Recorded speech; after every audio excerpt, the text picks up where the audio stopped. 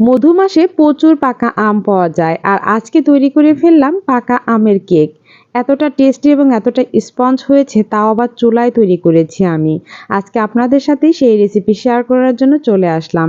এখনও যারা পাকা আমের কেক তৈরি করে খাননি তারা কিন্তু আমার রেসিপিটা ফলো করে অবশ্যই একবার ট্রাই করবেন। আর এই কেকগুলো তৈরি করলে বাচ্চারা কিন্তু একেবারে চেটেপুটে খেয়ে নেয়, এতটা মজার হয় এই কেকগুলো। কেকটা তৈরি করার জন্য আমি দুটো আম নিয়েছি আর আম দুটো কিন্তু পাকা আম, অবশ্যই পাকা আম হতে হবে। আর আম দুটো কেটে কিছু অংশটা আমি কিউব কিউব করে কেটে রেখে দেব আর কিছু অংশটা ব্লেন্ড করে একেবারে পেস্ট তৈরি করে নেব। তাই আমগুলো কেটে কিছু আগে আমি রেখে দিচ্ছি কিউব করে।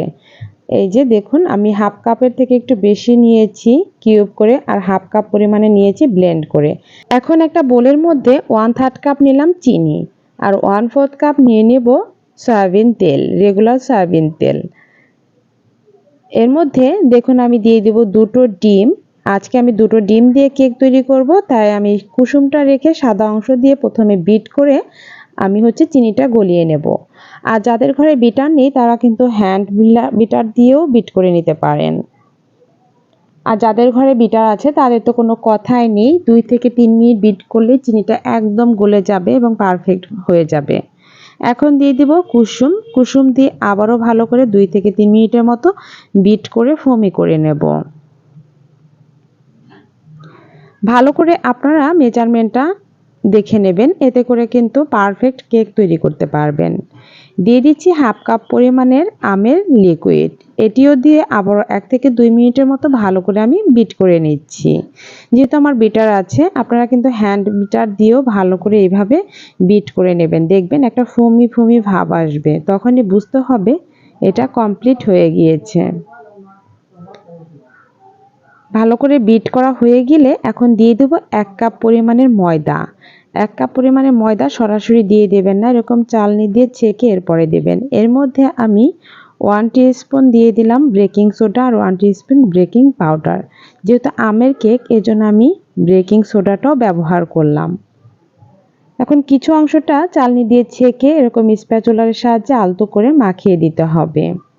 এখন এই পর্যায়ে আর কোনো বিটার দিয়ে বা হ্যান্ড বিটার দিয়েও বিট করতে হবে না, স্প্যাচুলারের সাহায্যে আলতো করে নেড়ে চেড়ে ময়দাটা মিশিয়ে দিতে হবে। আর অল্প অল্প করে দেওয়ার কারণে কিন্তু খুব ভালোভাবে মিশতে পারে, কারণ এতে করে কিন্তু ময়দার দেখা গেছে দলা পেকে যায় ভিতরে, এরকম থাকবে না। তা অল্প অল্প করে দিয়ে স্প্যাচুলারের সাহায্যে এইভাবে নাড়িয়ে সব জায়গা মিশিয়ে দেবেন। আলতো করে মিশানোর কারণে কিন্তু এই যে কেকের একটা ফোমি ভাব আছে, এই ফোমি ভাবটা কিন্তু থেকে যাবে, এতে করে স্পঞ্জি হবে অনেক কেক। খুব ভালোভাবে আমার মেশানো হয়ে গিয়েছে। এ পর্যায়ে আমি যে টুকরো করা আম রেখে দিয়েছিলাম সেই আমগুলো দিয়েও আবারও ভালো করে সব জায়গায় মিশিয়ে দিচ্ছি। তৈরি করা কিন্তু খুবই সহজ, একদম সহজভাবে আমি রেসিপিটা দেখিয়েছি। আর তৈরি করা যেমন সহজ, খেতে একেবারেই অসাধারণ। পাকা আমের একটা স্মেল পাওয়া যায় এই কেক থেকে, আর খেতেও খুব সুস্বাদু। একটা মোল্ড নিয়েছি, মোল্ডে আমি সামান্য তেল ব্রাশ করে একটা কাগজ লাগিয়ে দেব। আপনারা চাইলে কিন্তু মোল্ড ছাড়াও বাটি ঘটি যে যেটা আছে হাতের কাছে সেটিও কিন্তু এই কেক তৈরি করে নিতে পারবেন, কোনো সমস্যা নেই।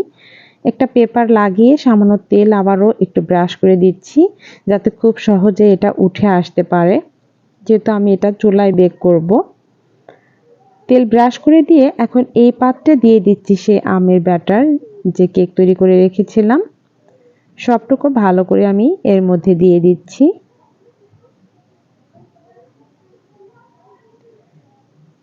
সবটুকু দিয়ে হালকা একটু ট্যাপ করে দিচ্ছি। অন্যদিকে চুলায় একটি পাত্র কিন্তু আমি 10 মিনিট আগেই চুলাটা অন করে হিট করে নিয়েছি আর মাঝে একটা স্ট্যান্ড বসিয়ে দিয়েছি।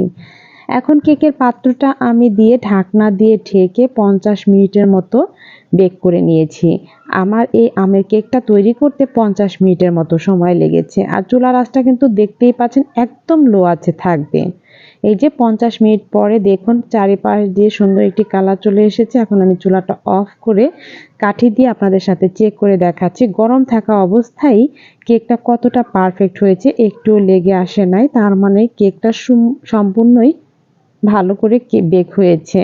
আবারও ঢাকনা দিয়ে ঢেকে আমি রেখে দিলাম ঘন্টা ২ মতো। ঠান্ডা হলে আমি সার্ভ করছি। দেখুন ঠান্ডা হওয়ার পরেও কিন্তু এই কেকটা একদমই চুপসে যায়নি। তার মানে ভালো করে বেক হয়েছে আর এটা অনেক স্পঞ্জ হয়েছে। চারপাশে একটু আলতো করে আলগা করে নিয়ে আমি এখন খুলে ফেললাম। এখন কাগজটা উঠিয়ে ফেলবো।